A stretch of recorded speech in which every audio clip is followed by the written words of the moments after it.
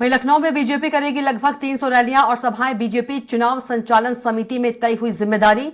मंत्री स्वतंत्र देव सिंह को मिली रैलियों की जिम्मेदारी। जितिन प्रसाद अन्य व्यवस्थाओं पर रखेंगे नजर। मंत्री जेपीएस राठौर बाकी चुनाव प्रबंधन देखेंगे। पीएम मोदी सीएम योगी की रैली हर क्षेत्र में होगी। चुनाव प्रचार को लेकर खाका तैयार कर रही है बीजेपी। पहले चरण से शुरू होकर अंतिम चरण तक प्रचार करेंगे पीएम मोदी। मोदी के अलावा अलग अलग जनसभाएं करेंगे सीएम योगी।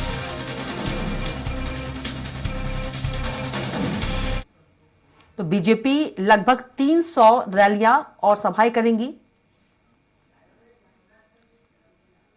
मंत्री स्वतंत्र देव को मिली जिम्मेदारी। तो पीएम मोदी सीएम योगी की रैली हर क्षेत्र में होगी। चुनाव प्रचार को लेकर खाका तैयार कर रही है बीजेपी।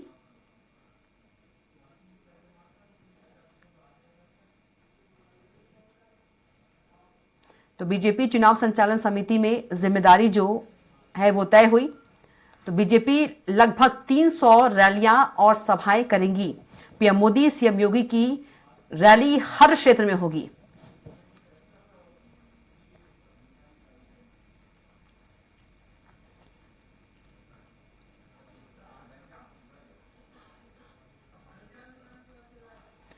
और इसी खबर पर ज्यादा जानकारी के साथ हमारे संवाददाता घनश्याम निशांत चौरसिया सीधे जुड़ गए हैं। घनश्याम का रुख कर लेते हैं।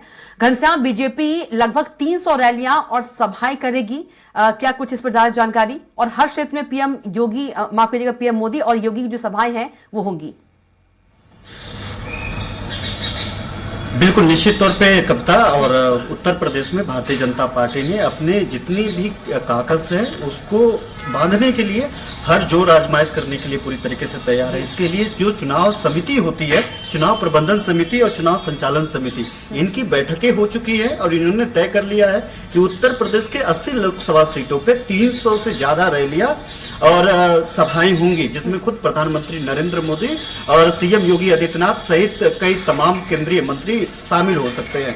प्रधानमंत्री मोदी की जो रैली होगी वो तो हर लोकसभा सीटों पे तो संभव नहीं है, लेकिन उनको हर क्षेत्र में, हर चरण में ऐसे परिक्षेत्र को बांटा गया है जिससे अगर एक लोकसभा सीटों पे जाकर के, किसी एक लोकसभा सीटों पे जाकर के वो साधे तो आसपास के 2-4 और जिलों में 2-4 और सीटों पे उसका प्रभाव पड़े। जैसे अगर वाराणसी जाते हैं तो पूर्वांचल का वो क्षेत्र जहां से वो खुद ही सांसद है, उस पूरे क्षेत्र को जो है साधने की कोशिश करेंगे। गोरखपुर में उनकी रैली, रोड शो होने की तैयारियां भारतीय जनता पार्टी ने पूरी कर ली है। अब कभी भी वहां के लेकर के डेट तय हो सकता है, क्योंकि वहां पे अंतिम चरण में मतदान है तो थोड़ा सा वक्त लगेगा।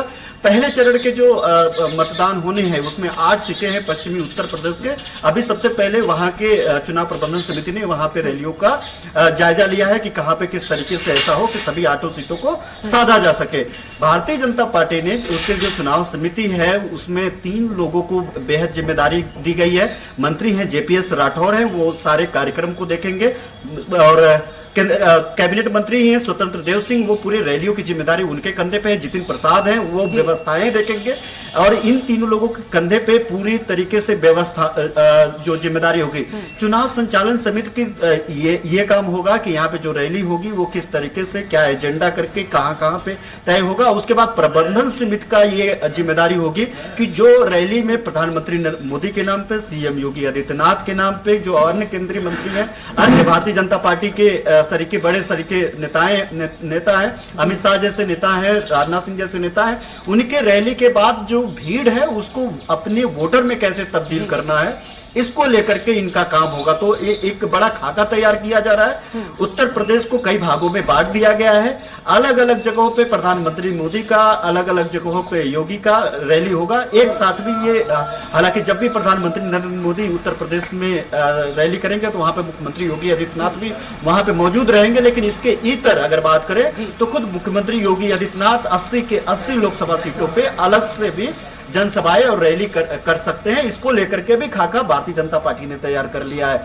यानी कोई कोर कसर नहीं भारतीय जनता पार्टी छोड़ना चाहती। किसी भी तरीके का कोई अब जो विजन जिस विजन को लेकर के भारतीय जनता पार्टी जनता के बीच में जा रही है, उस विजन को प्रधानमंत्री नरेंद्र मोदी के जरिए, सीएम योगी आदित्यनाथ के जरिए, सभी बड़े नेताओं के जरिए वो लोगों के बीच में जाना चाहती है, ताकि किसी भी तरीके की ऐसी कोताही ना हो कि जो उनके मिशन 80 और जो फिर से अब की बार मोदी सरकार का नारा बुलंद करके जो है लोग फिर से मोदी को प्रधानमंत्री पद पर पहुंचाने का जो इनका मिशन है उसमें कहीं पे पलीता लगे। और कहा जाता है, ऐसा कहा बहुत साफ है कि उत्तर प्रदेश के जरिए ही दिल्ली की सत्ता के कुर्सी पे काबिज हुआ जा सकता है, यानी दिल्ली के कुर्सी का रास्ता उत्तर प्रदेश के रास्ते ही जाता है। और उत्तर प्रदेश एक ऐसा राज्य है यहाँ से सबसे ज्यादा प्रधानमंत्री हुए हैं। यहाँ पे चाहे मोदी से पहले भी तमाम ऐसे प्रधानमंत्री हुए हैं जो उत्तर प्रदेश से ही चुनाव लड़ करके हुए। तो उत्तर प्रदेश बेहद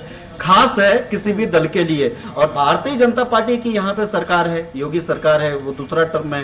तीसरा टर्म के लिए खुद केंद्र के लिए मोदी अब उतर रहे हैं, उनका भी दूसरा कार्यकाल खत्म हो गया है। उत्तर प्रदेश बड़ा मुफीद जगह बन गया है भारतीय जनता पार्टी के लिए। तो एक तो मनोवैज्ञानिक बढ़त वो लोग लेकर के चल रहे हैं, लेकिन समाजवादी पार्टी के जो वोट बैंक है उस पे भी कहीं पर कोई संदेह नहीं किया जा सकता है, वो समीकरण ना बिगाड़े। ऐसे में इस बार भारतीय जनता पार्टी की जो चुनाव प्रबंधन समिति है, समाजवादी पार्टी के गढ़ में ज्यादा से ज्यादा रैलियां करने का विचार किया है कि वहां पे किस तरीके से जाएंगे। और ये उस पैटर्न पे करने जा रहे हैं कब्जा जिस पैटर्न पे उन्होंने कांग्रेस के गढ़ में वहां पे तैयारियां करके कांग्रेस को मात दी है। राहुल गांधी जी जो कांग्रेस के शीर्ष नेता हैं, उनको हराने का काम भारतीय जनता पार्टी ने स्मृति ईरानी के जरिए किया था। तो ऐसे में वो ठीक इसी पैटर्न पे समाजवादी पार्टी के गढ़ में जो है कार्यक्रम लगाने जा रहे हैं। इसको लेकर के मध्य प्रदेश के जो मुख्यमंत्री हैं मोहन यादव, उनके कार्यक्रम उत्तर प्रदेश में काफी ज्यादा लगे हैं और मोहन यादव को यहाँ पे उत्तर प्रदेश में लाया जाएगा। और इस पे भी चुनाव प्रबंधन समिति ने इस पे भी विचार किया है, इसका भी खाका तैयार किया है कि उन क्षेत्रों में जहाँ पे यादव बाहुल्य तौर पे यादव बाहुल्य जो क्षेत्र है, क्योंकि यहाँ पे यमवाई समीकरण जो है ना वो कहीं ना कहीं समाजवादी पार्टी के लिए अभी तक के लिए मुफीद रही है।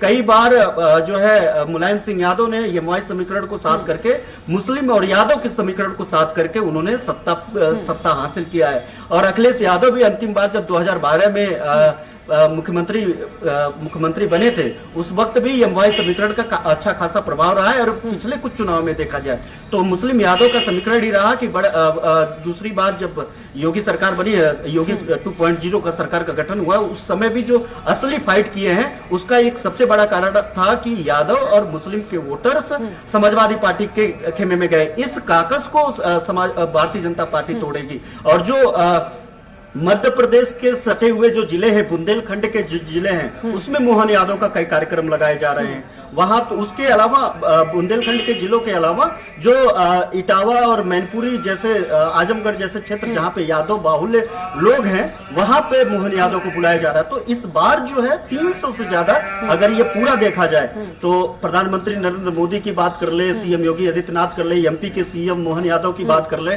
तो ये लोग इस बार इस स्ट्रेटेजिक से लोग चल रहे हैं कि हमारे पास जो एसेट है, यानी भारतीय जनता पार्टी के पास जो बातें हैं कहने के लिए जनता को कि आखिरकार वो उनके वोटर क्यों बने, वोट क्यों दे। इसके अलावा विपक्ष की नाकामियां क्या है, विपक्ष किस तरीके से जातिगत राजनीति करती है, किस तरीके से लोगों के बीच में जाती है, उनकी नाकामियां गिनाने का काम ऐसे लोगों के चेहरे के साथ करेगी। और इसको लेकर के एक स्ट्रेटेजिकल प्लान किया गया है भारतीय जनता पार्टी के द्वारा। और लगभग 300 से ज्यादा सभाएं, रैलियां, रोड शो उत्तर प्रदेश में होने जा रही है। ये थोड़ा नहीं है, महज 2-2.5 महीने के एक चुनाव में 300 से ज्यादा रैली सिर्फ एक प्रदेश में होना, ये छोटा सा आंकड़ा नहीं है, बड़ा टफ है। और इस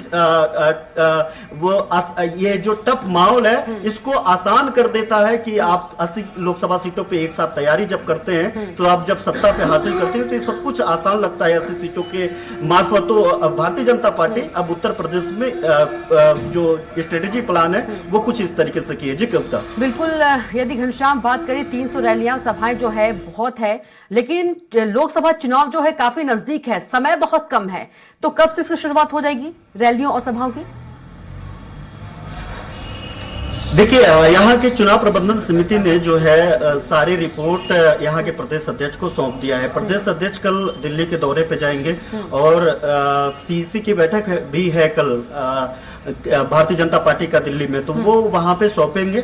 अब प्रधानमंत्री, चूंकि प्रधानमंत्री पूरे देश भर में उनकी रैलियां जो है आउट की गई है, पूरी रैलियों का प्रोग्राम लगाया गया है। अमित शाह जैसे, राजनाथ सिंह जैसे, राजनाथ सिंह मान लीजिए लखनऊ से, वो यहाँ से सांसद है, यहाँ पे ज्यादा दौरे करेंगे और खुद प्रधानमंत्री मोदी मान लीजिए कि वाराणसी का दौरा करेंगे। लेकिन इसके अलावा उनको पूरे देश को साधने की जिम्मेदारी है। तो यहाँ का जो प्लान किया गया है, यहाँ की जो चुनाव प्रबंधन समिति ने प्लान किया है, खाका तैयार किया है, वो प्रदेश अध्यक्ष भूपेंद्र चौधरी के जरिए कल सीईसी के बैठक में उसको रखा जाएगा। वहां के उनके अन्य जो शेड्यूल है, कार्यक्रम है, उस कार्यक्रम के जरिए जो है उसे मिलान किया जाएगा कि कौन कौन सा डेट है, कौन कौन सी तारीख है जब प्रधानमंत्री नरेंद्र मोदी उत्तर प्रदेश के लिए खाली रहेंगे। उसके बाद ये सब सारी जो है तारीख तय हो जाएंगे। लेकिन ये माना जा रहा है कि पहले चरण का जो चुनाव है वो तो बिल्कुल फूक चुका है, अधिसूचना जारी हो चुकी है, आज तीसरा दिन है। नामांकन अभी सबसे बड़ी बात है कविता, अभी तक नामांकन एक भी नहीं हुए उत्तर प्रदेश में। 3 दिन बीत गया है, ना ही भारतीय जनता पार्टी जो सत्ताधारी दल है, ना ही विपक्ष का कोई दल,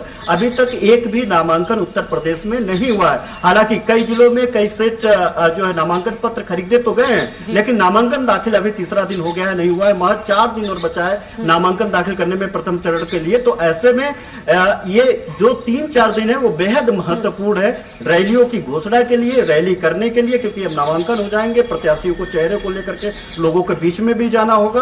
और ऐसे में भारतीय जनता पार्टी उत्तर प्रदेश में, मैं फिर दोहरा रहा हूं, उत्तर प्रदेश जैसा संजीदा भारतीय जनता पार्टी किसी भी राज्य को लेकर के नहीं है। अन्य राज्यों में अलग अलग स्ट्रेटेजिकल प्लान के तहत भारतीय जनता पार्टी जा रही है, लेकिन उत्तर प्रदेश में कोई कोर कसर नहीं छोड़ना चाहती है। इसीलिए अब मुख्यमंत्री योगी आदित्यनाथ के पिछले 1 हफ्ते का कार्यक्रम देखा जाए तो वो कोई काम नहीं कर रहे हैं, सिर्फ चुनावी प्रबंधन में लगे हुए हैं कि किस तरीके से चुनावी प्रबंधन में, जब हम लोग इस लोकसभा चुनाव के मतदान के मुहाने पे खड़े हैं और ऐसे वक्त में किस तरीके से प्लानिंग की जाए, किस तरीके से लोगों के बीच में जाए, जो भीड़ इकट्ठा हो उस भीड़ को वोटर में कैसे तब्दील किया जाए, भारतीय जनता पार्टी के खेमे में कैसे लाया जाए, इन सब सारी बातों को लेकर के इस समय आंतरिक तौर पे भारतीय जनता पार्टी, चाहे सरकार हो चाहे संगठन हो, ये सब लोग मिलकर के प्लानिंग कर रहे हैं। और यही कारण है कि 3 बड़े मंत्रियों को जिम्मेदारी दी गई थी, जिसमें स्वतंत्र देव सिंह, जितिन प्रसाद, जेपीएस राठौर, अलग अलग जिम्मेदारियां दी गई हैं।